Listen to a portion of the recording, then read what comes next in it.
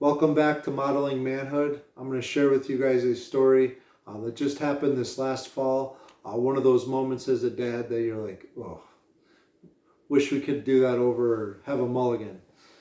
So my son had just gotten a new bike, and he decided that we should ride our bikes to church, which is just a few miles from here. And in order to stay off some of the main roads, we decided to take the back roads, which meant we had to go mostly flat and then go down one hill, the last little leg before we got to church.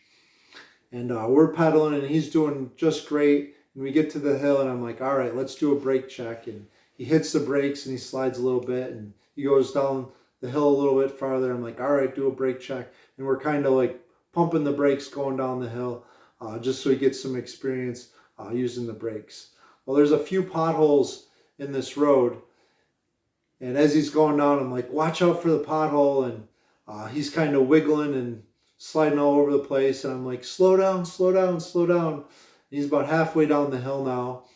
And he locks up the back brakes. And in the same moment, his front tire goes in one of these potholes. And he basically Supermans through the air.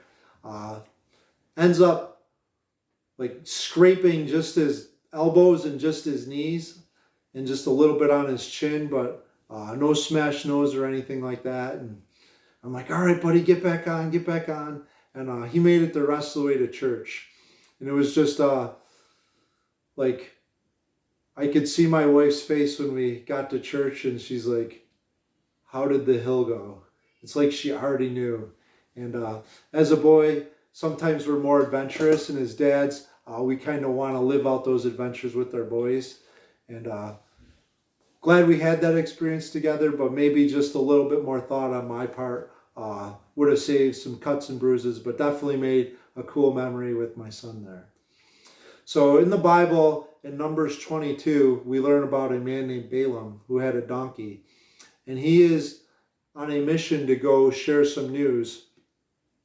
And an angel of the Lord stands in the roadway, and basically the donkey sees the angel of the Lord, but Balaam can't see the donkey.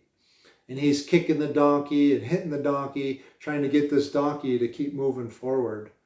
And eventually the donkey speaks to Balaam.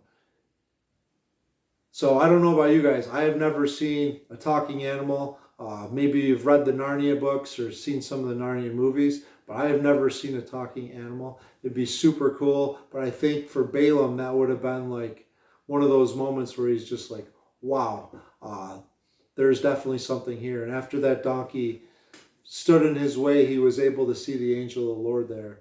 And I'd like you guys to read Numbers 22 for yourself, but just think about things that stand in the way, whether they're small potholes like my son and his bike.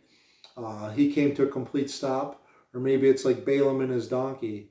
Or maybe you're thinking, wow, that's a pretty crazy hat that he's wearing that's havoc mousetraps. So think about what stands in your way. What's looking to trap you or slow you down. Hopefully you have your faith in God and have put your faith in Jesus. If you haven't, I would encourage you guys just to talk to him and ask him to come into your heart and just be your way to navigate all of life's difficulties and struggles, so that you don't have to hit roadblocks like Balaam or potholes like my son or end up in a trap like a mouse. Thank you so much for watching Modeling Manhood. Remember to mirror your maker and journey with Jesus today. Thanks for watching.